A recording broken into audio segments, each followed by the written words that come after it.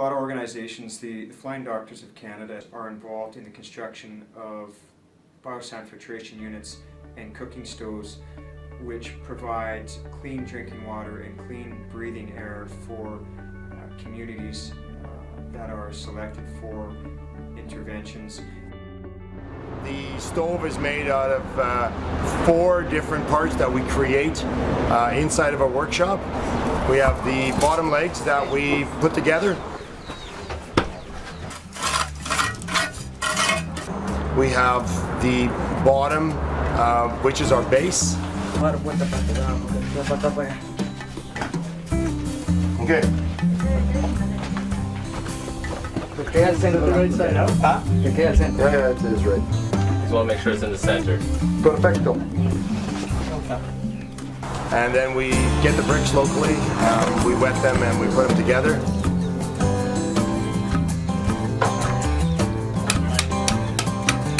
Okay, we need some more cement next, guys. Alright, the rest of the cement needs to be mixed up. Cement.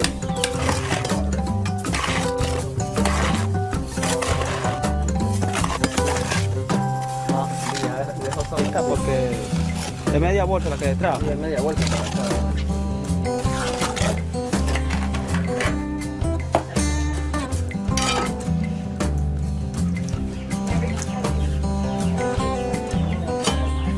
Bailala como los monos.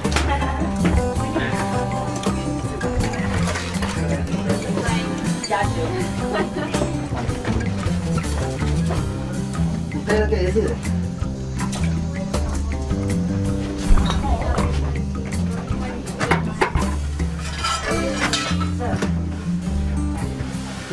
Sí.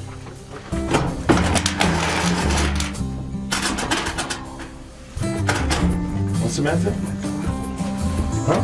Buen trabajo. Nice work.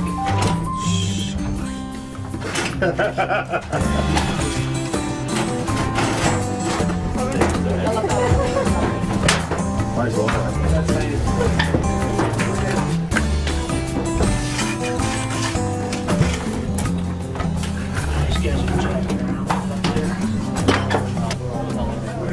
Yeah, you're absolutely right.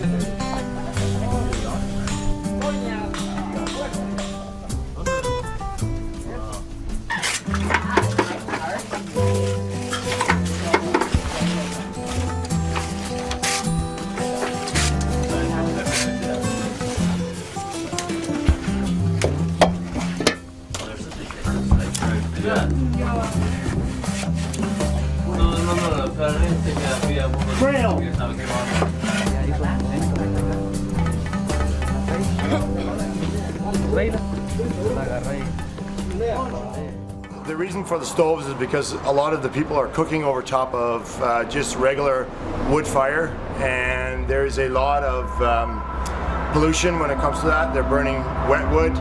They are getting a lot of carbon poisoning, and it's going into lungs, and so obviously this is causing emphysema and stuff like that. So we're creating a brand new stove here.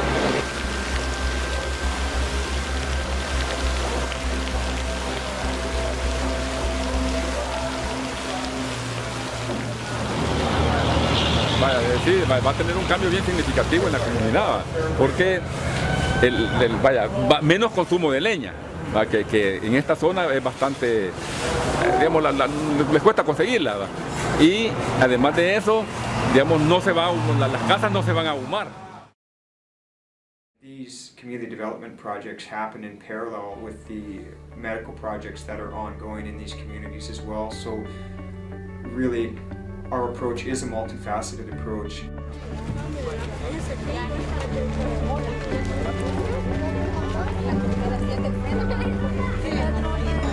Things that normally would be treated in Canada on a continual basis, even something as simple as high blood pressure here, is untreated.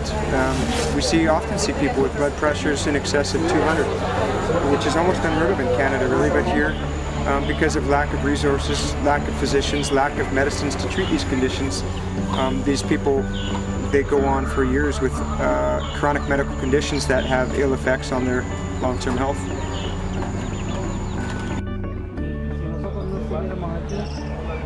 La atención médica que reciben los residentes. La atención médica es deficiente por ser 25 cantones en el municipio, una unidad de salud nomás, una unidad de salud donde por la población de 110,000 habitantes, relacionándola con una unidad de salud no abastece, y cuando llegue el enfermo solo acetaminofén le recetan al paciente, sea la enfermedad que sea.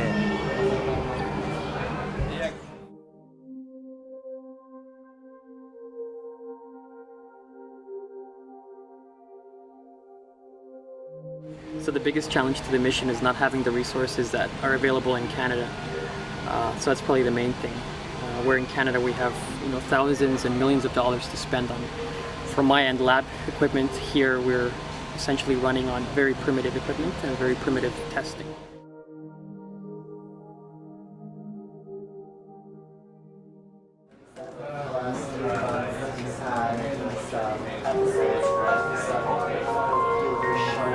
Testing for a number of things.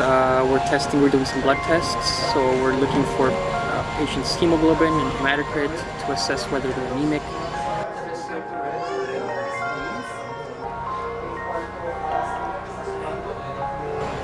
We're also doing tests in the blood to assess for electrolytes, calcium, proteins, so other tests that are essentially widely available back home.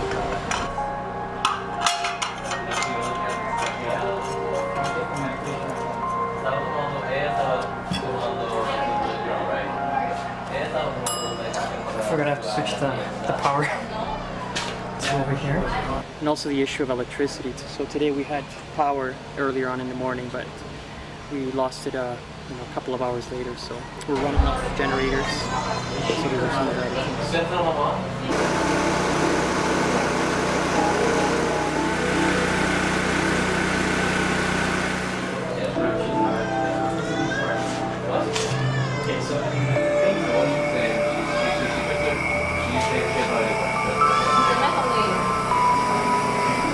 So now we wait.